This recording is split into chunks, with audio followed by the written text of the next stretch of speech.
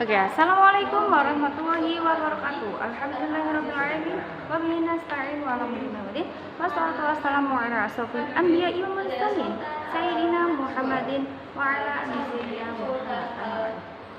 Kepada yang terhormat Anda Muda Indah selaku pengasuh Pondok Pesantren Sistem Lara Banida dan kepada Kepala Madrasah MTS MA Al-Quran Lara Banida dan kepada Dewan Guru MTS MA Al-Quran Lara Banida dan yang sama itu juga Mr. Afif selaku pengampu pelajaran sejarah Indonesia. Dan lupa juga kepada kedua orang tua saya dan teman-teman yang berbahagia.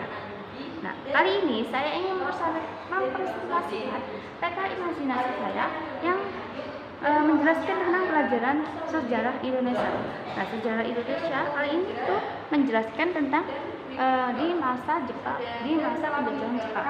Nah, di masa penjajahan Jepang itu pada Perang Dunia yang kedua dan jatuhnya Hindia Belanda, itu Perang Dunia II itu mulai meletus pada September 1939 dan juga Belanda ikut terseret dalam perang ini pada Mei 1940.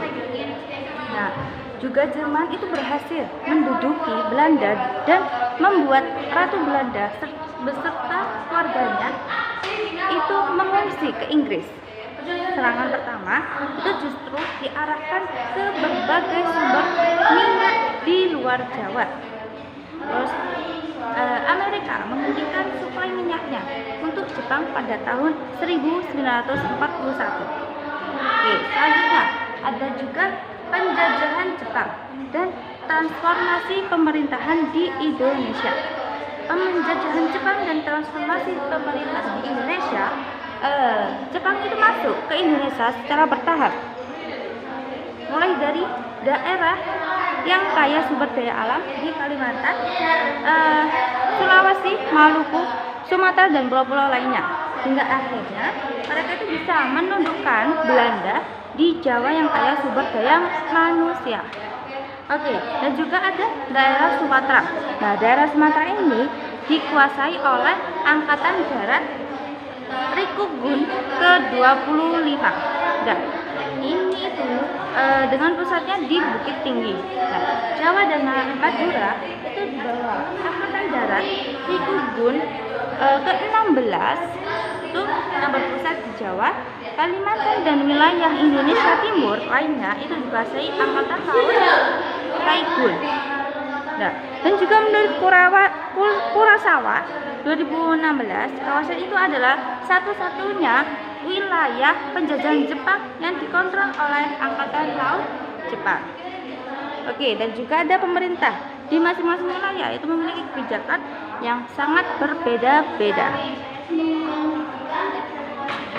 Oke, dan selanjutnya ada masyarakat Indonesia itu memiliki reaksi yang beragam terhadap kedatangan Jepang di Indonesia. Nah, sebagian dari mereka itu menyambut dengan gembira dan kedatangan Jepang. Ada pula yang menaruh curiga terhadap motivasi Jepang terhadap kedatangan Jepang yang berhasil mengalahkan Belanda. Ada pula yang menaruh curiga terhadap motivasi Jepang. Dan perbedaan sikap ini terkait dengan pendekatan dan propaganda Jepang yang dilakukan di masing-masing wilayah. Oke, saya cukup presentasi saya kali ini. Mohon maaf bila kurang lebihnya dari saya. Saya akhiri. Assalamualaikum.